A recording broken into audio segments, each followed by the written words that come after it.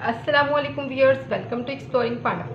तो हम plant tissue culture का एक बहुत ही इंपॉर्टेंट टॉपिक आज स्टडी करेंगे, वो है ऑर्गेनोजेनेसिस। ठीक है, तो पहले भी मैं इसके जो है टिश्यू कल्चर के लेक्चर्स अपलोड कर चुकी हूँ। एम्ब्रियो कल्चर है, टिश्यू कल्चर है, ठीक है ना, इसके प्रोसीजर वगैरह जो है वो सारे मैं अपलोड कर चुकी हूँ। आप जाकर टिश्यू कल्चर की प्लेलिस्ट में वो भी देख सकते हैं। ठीक है, तो आज हम बात कर रहे हैं organogenesis. What is organogenesis? Organogenesis is the formation of the plant organ. किस चीज़ से प्लांट ऑर्गन का बनना? Culture x plant. आपने जो है वो कोई कल्चर किया है एक्स प्लांट। एक्स प्लांट क्या होता है? तो अगर आप टिश्यू कल्चर की आपने जो है वो स्टडी कर रहे हैं, या फिर आप जो है इसको एक सब्जेक्ट के तौर पे पढ़ रहे हैं बॉटनी में, या किसी प्लांट रिलेटेड सब्जेक्ट जो है वो कोर्स के अंदर टिश्यू कल्चर को आपको पढ़ रहे हैं, तो आपको पता होगा एक्स प्लांट क्या होता है। एक्स प्लांट एक ऐसा प्लांट मटीरियल होता है जो आप किसी प्लांट से लेते हो। ठीक है, वो रूट का पार्ट हो सकता है, वो लीफ का पार्ट हो सकता है, और इसके अलावा वो फ्लावर का भी पार्ट हो सकता है। तो व्हाट इज ऑर्गेनोजेनेसिस? तो इस एक्स प्लांट से प्लांट ऑर्गन की फॉर्मेशन, ठीक है, कुछ हॉर्मोन्स, कुछ कंडीशंस प्रोवाइड करके इस एक्स प्लांट के ऊपर प्लांट ऑर्गन्स की फॉर्मेशन को हम क्या कहते हैं? ऑर्गेनोजेनेसिस। ठीक है, तो ऑर्गेनोजेनेसिस के अंदर हम देखते हैं कुछ स्टेप्स हैं हमारे पास। ठीक है, तो स्टेप्स के अंदर हम देखते हैं, एक होता है दो स्टेप्स होते हैं हमारे पास ऑर्गेनोजेनेसिस में। एक स्टेप है, फर्स्ट स्टेप है हमारे पास डिफरेंशिएशन।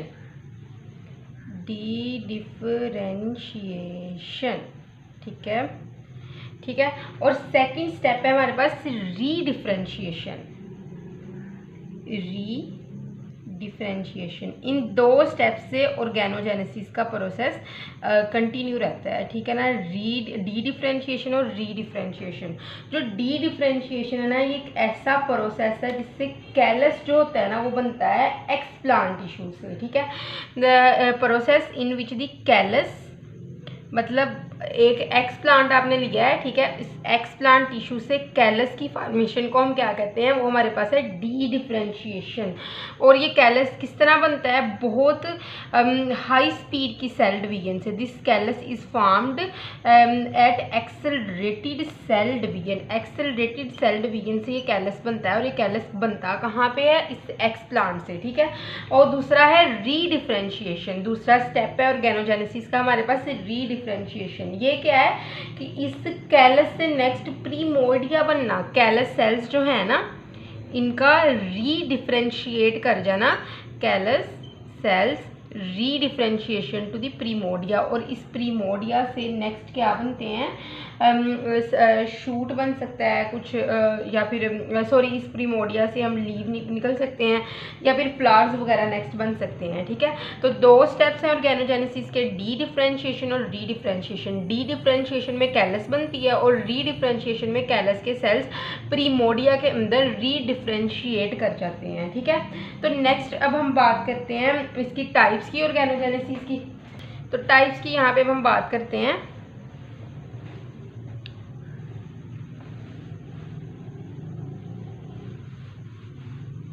तो टाइप्स देख रहे हैं हम यहाँ पे, टाइप्स ऑफ द ऑर्गेनोजेनेसिस। इसकी दो टाइप्स होती हैं basically. Organogenesis basically have two types. Direct organogenesis, ठीक है, एक है हमारे पास डायरेक्ट ऑर्गेनोजेनेसिस, दूसरी टाइप है हमारे पास इनडायरेक्ट ऑर्गेनोजेनेसिस। बहुत फेमस टाइप है और पेपर पॉइंट ऑफ व्यू से बहुत ज़्यादा इंपॉर्टेंट है। ठीक है, बहुत ध्यान से समझना है। तो डायरेक्ट वर्ड से ही पता चल रहा है कि क्या हो रहा है, कि डायरेक्टली जो है ना फॉर्मेशन हो रही है किसी चीज़ की। तो डायरेक्ट फॉर्मेशन हो रही है, डेवलपमेंट हो रही है शूट की, ठीक है, या फिर बर्ड्स की। ठीक है, बर्ड्स ने आगे जाके जो है वो सीवरल लीव्स वगैरह जो हैं वो स्ट्रक्चर बनाने हैं। ठीक है, तो किससे? छोटे से ग्रुप ऑफ सेल से direct development of the shoot and the bud take place. किस चीज़ से ये होती है direct development? Small group of cells. अच्छा, इसके अंदर ना इसका एक प्लस जो है वो पॉइंट है, वो क्या है कि इसके अंदर इंटरवीनिंग कैलस स्टेज नहीं होती है, नो इंटरवीनिंग कैलस स्टेज, ठीक है, नो इंटरवीनिंग कैलस स्टेज। मैं भी आपको बताती हूँ ये क्या होता है। तो अगर आपने इसकी डेफिनेशन लिखनी है तो आप लिखोगे direct organogenesis is the development of the direct shoot और bud from small group of cells with no intervening callus stage, ठीक है। अगर आपके पास पेंसिल है हाथ में तो लिख लें, और अगर नहीं है तो वीडियो को दोबारा जो है वो बैक करके जो मैंने डेफिनेशन बताई है इसकी वो लिख लें, ठीक है ना। अभी लिख लें इसको। तो इंटरवीनिंग कैलस स्टेज क्या होता है, ये एक कैलस टिश्यूज़ होते हैं। इंटरवीनिंग कैलस क्या है, इंटरवीनिंग कैलस है, कैलस के टिश्यूज़ हैं, टिश्यूज़ ऑफ द कैलस, ठीक है, जो क्या करते हैं, जो डेवलप होते हैं दो टाइप के टिश्यूज से। मतलब कि आपने एक टिश्यू ए था, ठीक है, ये ग्रीन कलर से मैंने मार्क कर दिया, ठीक है, ये रेड कलर से मार्क कर रही हूँ मैं टिश्यू बी, ठीक है। इंटरवीनिंग कैलस स्टेज क्या है कि इन दो टिश्यू के दरमियान में जो है कैलस की डेवलपमेंट होना, ठीक है। इसको हम कहते हैं कि ये दो टिश्यूज जिसको आपने ज्वाइन किया था ना ऑर्गेनोजेनेसिस, इसमें टिश्यू कल्चर की टेक्निक से आपने दो टिश्यू को ज्वाइन किया था, उन दोनों टिश्यू के दरमियान में से अगर कैलस की डेवलपमेंट हो रही है तो हम इसको कहेंगे ये हमारे पास इंटरवीनिंग कैलस है। तो डायरेक्ट ऑर्गेनोजेनेसिस में किसी भी किस्म का इंटरवीनिंग कैलस नहीं बनता है, ठीक है। डायरेक्ट ऑर्गेनोजेनेसिस को इस्तेमाल किया जाता है, यूज़ किया जाता है क्रिएट करने के लिए large number of the plants. आपको बहुत ज़्यादा प्लांट्स चाहिए डिजायर्ड कैरेक्टरिस्टिक्स वाले। It is use to create large number of the plants with desired characters, ठीक है। तो जिसकी वजह से क्या होता है कि डायरेक्ट ऑर्गेनोजेनेसिस जो होती है इससे आप बहुत ज़्यादा ट्रांसजेनिक प्लांट प्रोड्यूस करवा सकते हैं, ठीक है। आपको पता है ट्रांसजेनिक प्लांट कौन से प्लांट होते हैं, जिनके अंदर फॉरेन डीएनए होता है, ठीक है। तो आप इससे बहुत ज़्यादा ट्रांसजेनिक प्लांट प्रोड्यूस करवा सकते हैं, ठीक है। उसके अलावा जो है वो डायरेक्ट ऑर्गेनोजेनेसिस की टेक्निक जो है बहुत ज़्यादा बेनिफिशियल है इन क्लोनल प्रोपोगेशन। आपको पता है क्लोनल प्रोपोगेशन कौन सी प्रोपोगेशन होती है, जिससे एक प्लांट जो है वो बहुत ज़्यादा प्लांट की प्रोडक्शन करवा सकता है, ठीक है ना। तो सेक्सुअल रिप्रोडक्शन नहीं इसके अंदर होती है, it is the genetic multiplication of the cultivar without sexual reproduction, ठीक है।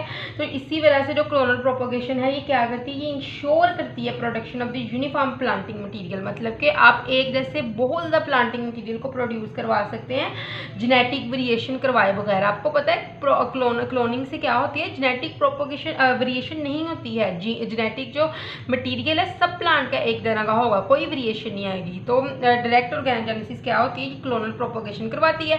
तो हम कह सकते हैं कि डायरेक्ट ऑर्गेनोजेनेसिस भी क्या होती है, ये large number of the plant produce करवाती है विदाउट जेनेटिक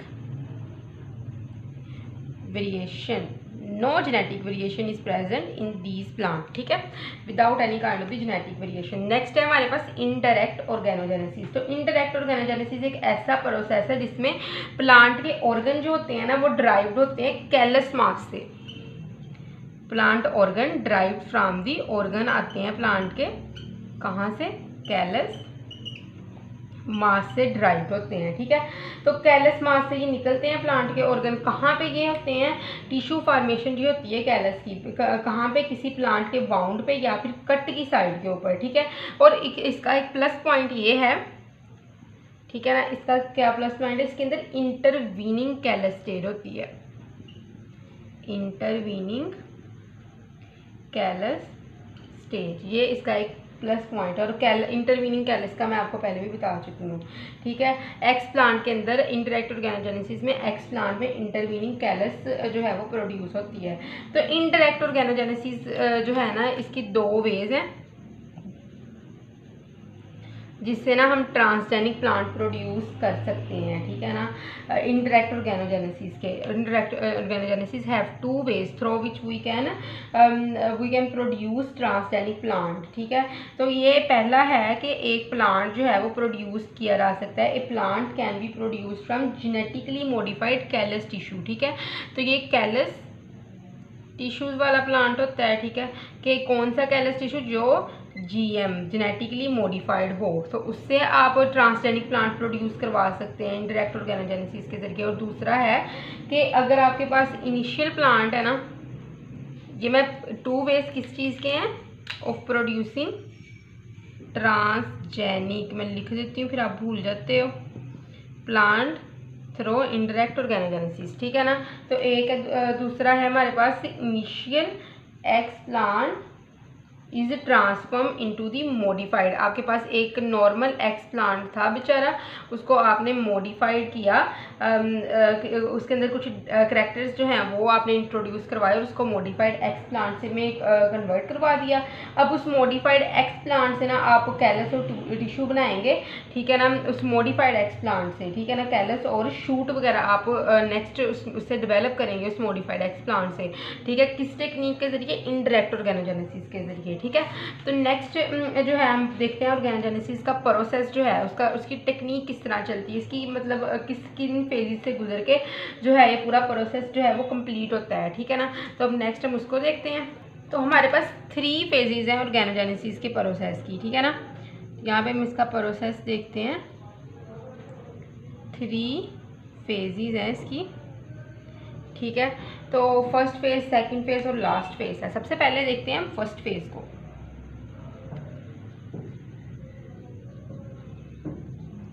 ठीक है। तो फर्स्ट फेज में क्या देखते हैं कि इस फेज में ना सेल्स जो होते हैं ना एक्सप्लांट के अंदर, आपके पास सेल्स ऑफ एक्सप्लांट क्या करते हैं, ये कंपिटेंस गेन कर लेते हैं, ठीक है ना। कंपिटेंस देखते हैं अब क्या होता है, पहले हम देखें ये गेन करते हैं क्या, competence. What is competence? Competence is the ability, ये एक एबिलिटी होती है, ठीक है ना।